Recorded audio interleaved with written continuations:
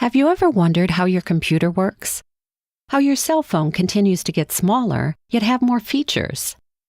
Why electronics seem to be virtually everywhere? The answer can be traced to one innovation, the microchip. Often referred to as the integrated circuit or semiconductor chip, the microchip is a powerful tool in bringing more portable and affordable devices to everyone around the world. Typically, there are over 350 process steps required to make a microchip. For the purpose of this presentation, only the basics will be covered. Microchips are made up of large numbers of small circuit elements known as transistors. A microchip can contain from hundreds to nearly 1 billion transistors. In order to fit all of these circuits on a microchip, they must be extremely small. Historically, circuits have been measured in microns, or 1,000th of 1 millimeter, approximately 70 times smaller than the width of a human hair. Today's advanced technologies produce circuits so small they are measured in nanometers, or 1,000th of 1 micron.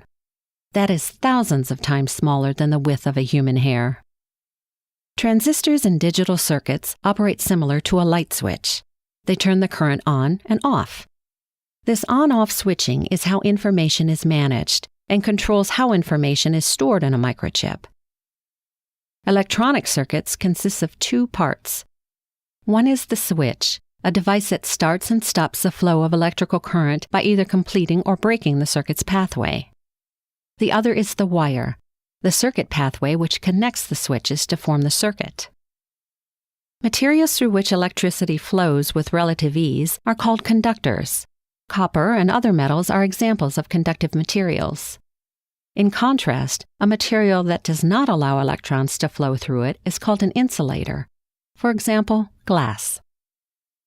Semiconducting materials are unique because they can be both an insulator and a conductor, hence the term semiconductor.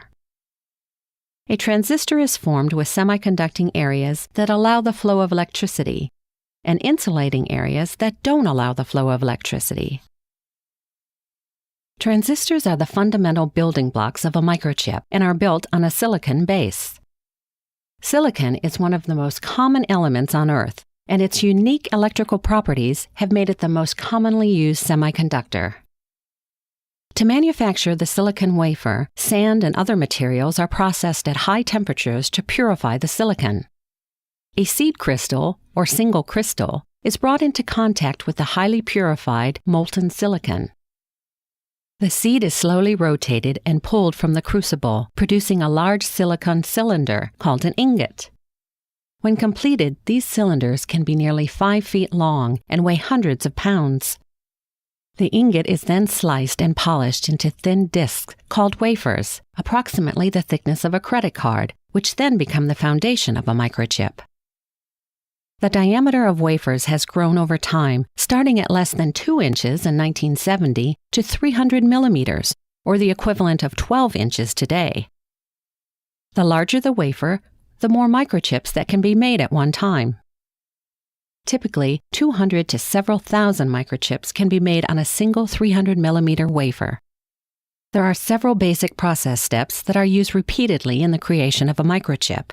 3 of the most important steps are film deposition, where a thin layer or film is deposited on the wafer; photolithography, where a pattern of the microchip structure is created when a layer of photoresist is exposed to ultraviolet light; and film removal, where the exposed areas of the wafer are etched away while areas protected by photoresist are not, leaving a pattern on the wafer.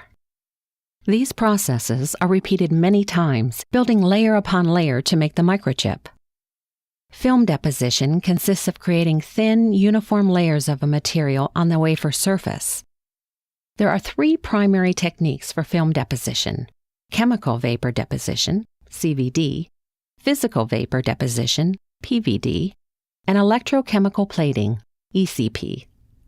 CVD is a chemical process and can be used to deposit both insulating and conducting films.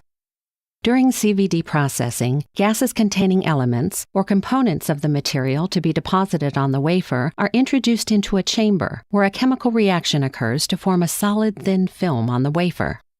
On certain microchips, such as microprocessors, the first layer formed uses a CVD process called epitaxial deposition, or EPI.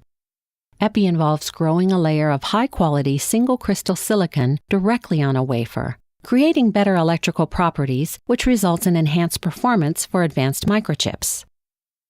A thin layer of insulating film is deposited on the EPI, forming the foundation of the transistor.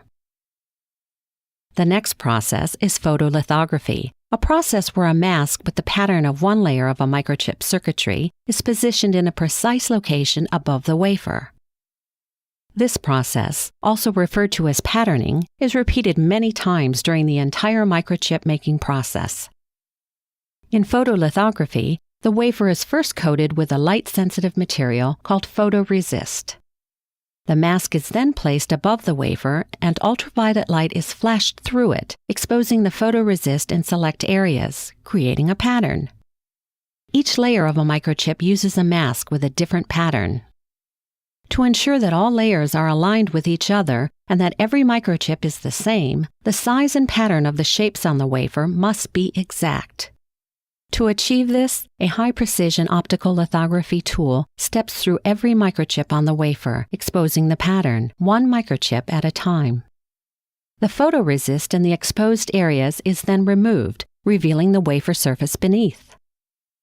The material from the exposed wafer surface is then chemically removed, leaving a three-dimensional pattern on the wafer.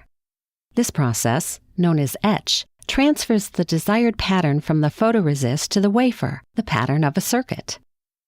Once the etch step is completed, the remaining photoresist is removed.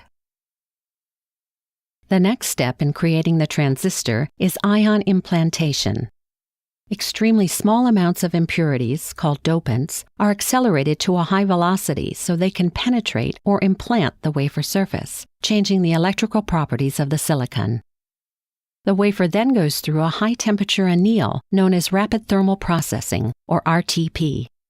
RTP activates the dopants, changing the semiconducting nature of the silicon, and repairs the silicon crystal structure that was damaged during the implantation step. During this process, the wafer is exposed to a highly controlled thermal cycle that heats the wafer from room temperature to as high as 1,100 degrees Celsius within seconds. There are many implantation and annealing steps involved in the creation of the transistor. Once the transistors are made, they are connected with many levels of metal wiring, called interconnects, which are separated from each other using insulators. The final combination of the transistors and interconnects forms the structure known as an integrated circuit. Today's most advanced logic devices use copper interconnects. Aluminum interconnects are most commonly used in memory chips. There are several common methods required to create these interconnect layers: CVD, PVD, and ECP. To make the interconnect, an initial insulating layer of oxide is deposited between the transistors and the first layer of interconnects to prevent shorting out the circuits.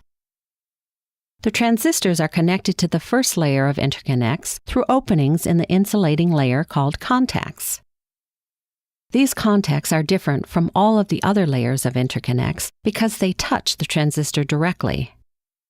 Once the contacts are completed, the deposition, photolithography, and etching steps are repeated in the successive interconnect layers. One method to deposit metal on a wafer is through physical vapor deposition, or PVD. In a high vacuum environment, a gas is accelerated toward a metal target. This target material is the source of the metal atoms that will make up the conducting film on the wafer. Metals commonly used are aluminum, copper, and titanium. The accelerated gas is directed at the metal target and physically knocks off tiny amounts of the metal material, depositing a thin layer of the desired material on the wafer. A second method of depositing metal is atomic layer deposition, or ALD. ALD is a new emerging type of CVD, capable of forming extremely thin layers.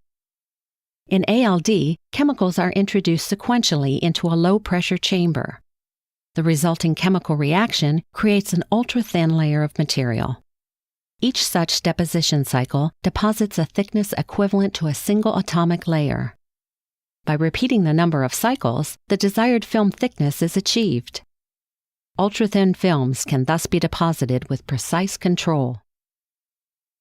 A third method is electrochemical plating, or ECP. In ECP, the wafer is immersed in a solution containing dissolved copper. A voltage applied between the solution and the wafer pulls the dissolved copper to the wafer, depositing the copper film. This plating process continues until the desired thickness of copper is achieved. The ECP deposition step leaves the surface uneven, making it difficult to pattern the wafer for the following interconnect layer. To smooth the entire surface of the wafer, a process called chemical mechanical planarization, or CMP, is used. The next photolithography step now has a flat surface on which to create the pattern for the subsequent layer of the microchip. CMP is both a chemical and a mechanical process.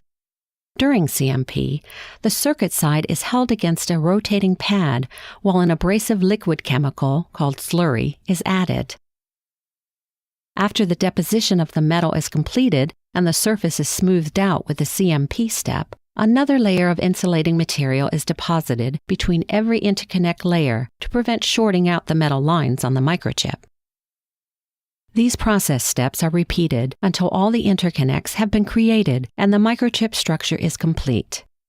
Today's most advanced microchips can have up to 10 layers of interconnects. Because a single process wafer can have a value of tens of thousands of dollars, it becomes increasingly important to verify the integrity of each process step, and if errors are found, they must be immediately corrected. Various metrology and inspection steps are used to monitor wafer manufacturing processes throughout the fabrication sequence. Metrology and inspection technologies include defect inspection, DRSEM, defect review scanning electron microscopy, and CDSEM, critical dimension scanning electron microscopy. Defect inspection locates defects on the patterned wafers. DRSEMs use electrons to image and then automatically classify defects on the wafer, such as particles, scratches, or residues, enabling engineers to determine the source of the defect. CDSEMs measure the critical dimension of the submicron-sized circuits in a microchip, assuring the accuracy of the manufacturing process. CD measurements are typically performed after the photolithography and etch steps. All of this processing has to be done in extremely clean manufacturing facilities called fabrication plants, or fabs. Because a single particle of dust can destroy a microchip, the air in the fabs is 2 million times cleaner than the air we breathe in our homes. To keep the air in a fab clean, portions of the building are sectioned into areas called clean rooms, and special clothing, commonly called bunny suits, are worn by the engineers who work inside. Bunny suits are made of a special material that stops hair and skin particles from getting into the air. In some ultra-clean clean rooms, engineers must wear breathing apparatus to clean the air they exhale. Once all the processing steps are completed, the wafer is cut into individual microchips, which are then tested, packaged, and assembled. Microchips are then shipped around the globe and are incorporated into the devices we use every day. When you pick up the phone, turn on a computer, start your car, or watch television, it is the microchip that enables these devices which shape today's modern society. With the broadest product line in the industry, Applied Materials makes the equipment used by chip makers to create smaller and more powerful microchips,